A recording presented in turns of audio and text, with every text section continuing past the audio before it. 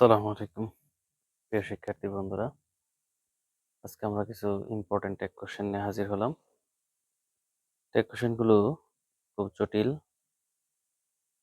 Test পরীক্ষা 2024-এর বিভিন্ন স্কুলে আসা কিছু মোস্ট ইম্পর্টেন্ট এবং ডিফিকাল্ট টেক কোশ্চেনগুলো নিয়ে হাজির হলাম। প্রথম কোশ্চেনটা যদি আমরা সলভ করি, যাদের টেক কোশ্চেন সম্বন্ধে আইডিয়া আছে শুধুমাত্র এসএসসি পরীক্ষার্থী 2025 তাদের জন্য। এসএসসি 25 মূলত তাদের জন্যই আলোচনা, কারণ তাদের টেক কোশ্চেনের বেসিক জ্ঞানগুলো রয়েছে। তারপরে একটু আলোচনা করি। অ্যাফার্মেটিভ সেন্টেন্স হলে টেক কোশ্চেন নেগেটিভ হবে, নেগেটিভ সেন্টেন্স হলে টেক কোশ্চেন অ্যাফার্মেটিভ। তো আমরা এই সেন্টেন্সটা যদি দেখি, he hardly bet on such issue. এখানে হার্ডলি শব্দটা নেগেটিভ শব্দ। এরকম কিছু শব্দ আছে hardly, scarcely, rarely, seldom, few, যেগুলো নেগেটিভ অর্থ প্রকাশ করে। তাই এই সেন্টেন্সের টেক কোশ্চেনটা হবে অ্যাফার্মেটিভ। এই সেন্টেন্সের সাবজেক্ট হচ্ছে হি। হি নিজেই একটা প্রোনাউন, তাই টেক কোশ্চেনের প্রোনাউন হিসেবে হি বসবে। এখন কথা হচ্ছে, he third person singular number, bet এই সেন্টেন্সে মূল ভার্ব।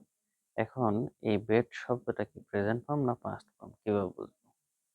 সাধারণত হি থার্ড পারসন সিঙ্গুলার হলে ভার্বের সাথে প্রেজেন্ট টেন্স হলে এস বা ইএস হয়, কিন্তু এখানে এস বা ইএস আমরা দেখতে পাচ্ছি না। তাই এস বা ইএস না থাকার কারণে এটাকে আমাদের ধরতে হবে যেটা একটা পাস্ট টেন্স। কারণ কিছু কিছু ভার্ব আছে যাদের প্রেজেন্ট ফর্ম, পাস্ট ফর্ম এবং পাস্ট পার্টিসিপল ফর্ম একই। এই সেন্টেন্সটাতে ব্যবহৃত ভার্ব বেট। এরকম আরো কিছু ভার্ব রয়েছে যেমন রিড, কাট, এগুলো present form, past form, past participle form একই। এটা একটা পাস্ট ফর্ম, তাই এটা টেক কোশ্চেনটা হবে হচ্ছে পাস্ট টেন্সে থাকার কারণে টেক কোশ্চেনে বসবে এখানে। যেহেতু অক্সিলারি কোনো ভার্ব নেই, তাই এখানে আমাদের সাহায্য নিতে হবে ডিড। তাহলে ডিড হি, ডিডের সাথে নট হলো না, কারণ হচ্ছে এখানে হার্ডলি শব্দটি নেগেটিভ। 2 নম্বর সেন্টেন্সটা যদি আমরা আলোচনা করি, বি নম্বরে, the mother rose in her to see the pathetic side. To see the pathetic side, pathetic হলো হৃদয় বিদারক দৃশ্যটা দেখে। দ্য মাদার, দ্য মাদার মানে মাটি, আসলে কি তাই?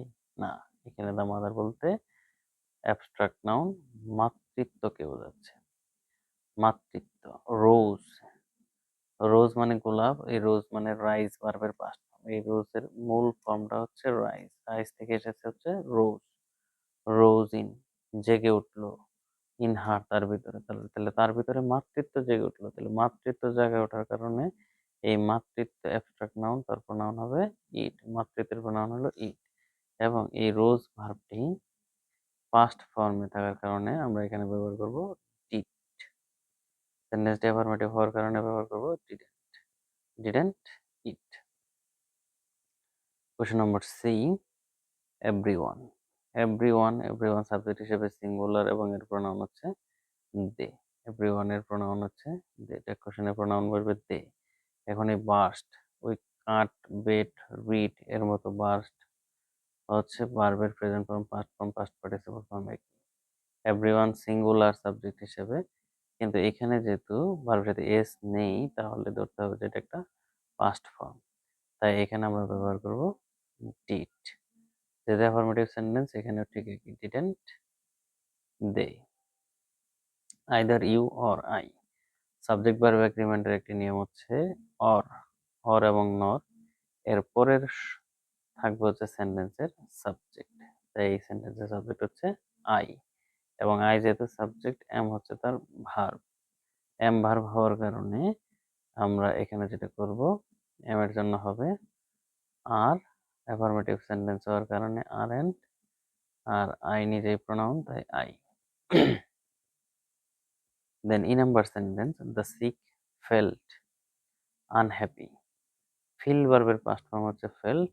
ফেল্ট হওয়ার কারণে এখানে ডিড আসবে, অ্যাফার্মেটিভ সেন্টেন্স হওয়ার কারণে ডিডেন্ট। এখন কথা হচ্ছে, আমার সাবজেক্টটা কি সিঙ্গুলার না প্লুরাল? যখন আমরা আর্টিকেল দা প্লাস কোনো অ্যাডজেক্টিভকে সেন্টেন্সের সাবজেক্ট হিসেবে পাই, তখন এটা পুরো জাতিকে বা গোষ্ঠীকে বোঝায়। তাই এটা একটা প্লুরাল সাবজেক্ট। দ্য সিক মানে অসুস্থরা। প্লুরাল সাবজেক্ট হওয়ার কারণে তার প্রোনাউন হয়ে গেল দে। আশা করি এই 5টি ট্যাগ কোশ্চেন তোমরা খুব সহজেই বুঝতে পেরেছ। এখন আমি তোমাদের জন্য 2টা উদাহরণ দিয়ে রেখেছি, এর কমেন্টে এর উত্তর তোমরা জানাবা। এভরিওয়ান নোজ ইট এর টেক কোশ্চেন কি হবে? Man hardly believes a liar. এগুলোর মতো আমি সলভ করেছি। আশা করি তোমরা ওই দুটোর উত্তর দিয়ে দিবা। Thank you. আমার ভিডিওগুলো দেখতে থাকো, এরকম আরো সহজ বুদ্ধ গ্রামারগুলো পেতে থাকবে। ধন্যবাদ সবাই।